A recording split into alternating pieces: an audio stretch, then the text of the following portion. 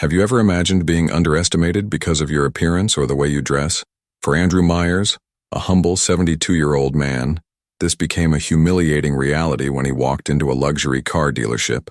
Ignored, mocked, and treated as if he were invisible, Andrew left that place with an idea that would leave everyone speechless. What no one knew was that this elderly man carried something they could never have imagined, not just an impressive fortune, but also the determination to change the game. The very next day, Andrew didn't return as a frustrated customer, but as the new owner of the dealership. That's right, he turned the disdain he faced into a powerful lesson, not just for the arrogant employees but for all of us. Want to know how this unbelievable story unfolded and what Andrew did to become the boss in such a short time? Stay tuned, because you won't believe what happens next. Andrew Myers was the kind of person most people overlooked without even realizing it. At 72 years old, he moved slowly, dressed in clothes that had clearly seen better days. But his eyes, hidden behind a pair of simple glasses, revealed something beyond his modest appearance, a lifetime of accumulated wisdom. That morning, Andrew decided to visit the most luxurious car dealership in town. His goal was to buy a new car, a gift to himself after decades of hard work and quiet investments. Little did he know that visit would change the lives of everyone who crossed his path. As Andrew stepped through the spotless glass door, he immediately felt the stares turn toward him, but not in the way he expected. A sharply dressed salesman raised his eyebrows and turned away, as if to say, "Not worth the effort." Others continued their conversations, ignoring his presence altogether. Andrew stayed calm, browsing through the gleaming vehicles with intimidating price tags. He didn't need to prove anything to anyone, but the blatant disrespect was beginning to weigh on him. The situation worsened when he finally asked for assistance. The young salesman, more concerned with his reflection in the car's shiny exterior than with the customer in front of him, addressed Andrew with sarcasm. "Are you sure you're in the right place, sir?" The question, delivered with a smirk, drew laughter from his colleagues. Andrew smiled back, unbothered. He knew something those men could never imagine. He had enough money not just to buy a car but to buy the entire dealership. As he left the dealership, Andrew felt something he hadn't felt in years: indignation. He wasn't a man who acted on impulse, but that experience lit a spark within him. That night he stayed awake, revisiting his investments, making calls, and preparing documents. Andrew had decided he would return to that dealership, not as a customer. At dawn, a new day brought an unexpected turn of events. While the employees prepared for another routine day, they had no idea their lives were about to change. Andrew, with his humility intact, was about to teach a lesson they would never forget. The sun hadn't fully risen when Andrew Myers walked through the dealership's entrance once again, but this time, his demeanor said it all. He wasn't there to ask for attention or negotiate prices. Wearing the same worn jacket as the day before, Andrew moved with the quiet confidence of someone who knew he held all the power. The employees, noticing him, exchanged confused glances and muffled chuckles, as if they couldn't believe the humble old man had returned. What no one realized was that while they were sleeping, Andrew had closed an extraordinary deal. Using his vast network of contacts and years of experience, he had purchased ownership of the dealership with a speed that bordered on the unbelievable. His paperwork was in order, and his decision had already been communicated to the previous owner. This was the moment to turn the tables, and Andrew knew exactly where to begin. With an almost unsettling calm, Andrew requested to speak to the manager. The man, one of those who had laughed at him the previous day, greeted him with thinly veiled disdain. "Look, sir, I think we already made it clear we don't have anything that suits your profile." But before he could finish, Andrew opened his briefcase and placed a stack of documents on the table. "You might want to reconsider your tone because, as of now, I'm your boss." The silence that followed was so profound you could hear a pin drop. The employees' expressions shifted from contempt to shock, and finally to disbelief. Some tried to hide their discomfort, while others simply stared at Andrew as if witnessing a miracle. Andrew, for his part, remained composed. This wasn't about revenge. It was about re-establishing respect and dignity in a place that had clearly lost both. Andrew wasted no time. Right then and there, he began implementing changes. His first move was to gather the entire staff and announce that the dealership's toxic culture would be eradicated. He looked directly at those responsible for the mockery the day before, and without raising his voice made it clear their behavior would no longer be tolerated. But there was something else in his eyes, a promise that justice would be served and that those who deserved it would be rewarded. When Andrew Myers officially took control of the dealership, there was no room for hesitation. He understood that to correct a deeply ingrained toxic culture, decisive action was necessary from the outset. Gathering all the employees in the now quiet showroom, heavy with tension, he delivered a brief but impactful speech. "I'm not here to humiliate anyone but to transform this place. If you're willing to learn and respect others, you have a future here. If not, you know what to do." Among the faces in the crowd, it was easy to spot the culprits. The manager, who had led by the worst example, and the arrogant salespeople who mocked Andrew were visibly uncomfortable. Without mincing words, Andrew announced the immediate dismissal of those who had contributed to the dealership's toxic culture. The smirks and condescension of the previous day were replaced with shock and too late regret.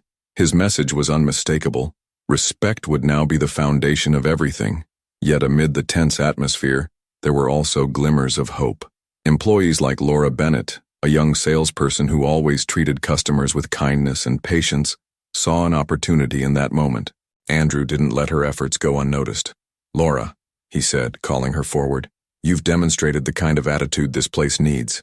Starting today, you're the new manager."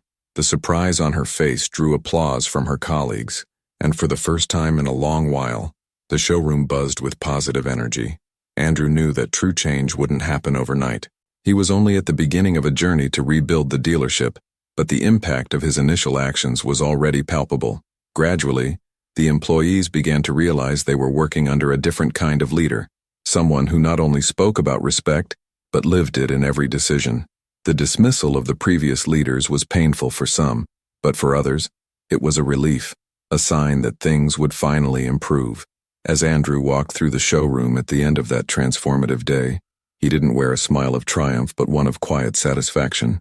His mission was greater than simply correcting personal injustices. He wanted to show that even in a competitive world, kindness and humility could be the most powerful forces.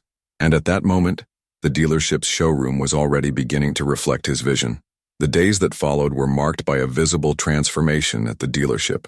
Andrew Myers not only took on the role of leader, but also dedicated himself to creating an environment where respect was the norm. His first major decision beyond promoting Laura Bennett was to introduce a recognition program for employees who demonstrated empathy and commitment. "Kindness is an investment that always pays off," he often said, and his actions reinforced that belief. Laura, now the manager, approached her new role with a mix of enthusiasm and humility. She made it a point to listen to her colleagues, offering support when needed and ensuring that everyone felt included in the changes. Employees who had previously felt invisible began to shine, revealing skills that had gone unnoticed under the old leadership.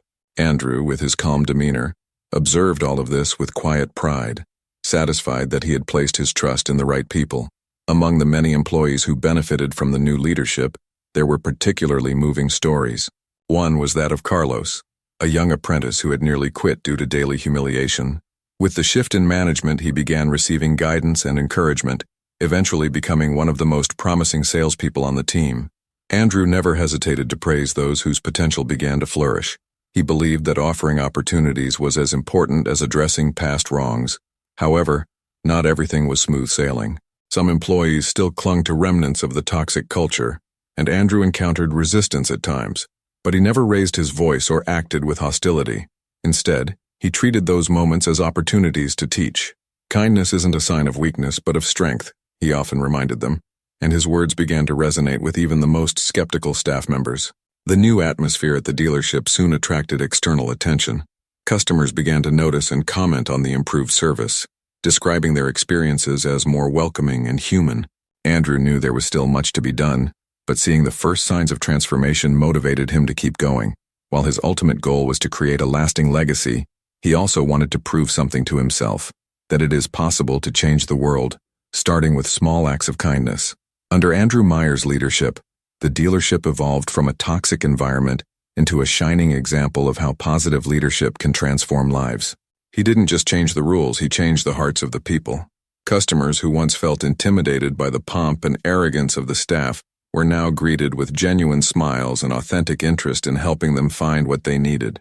The dealership's reputation quickly soared, and so did its sales.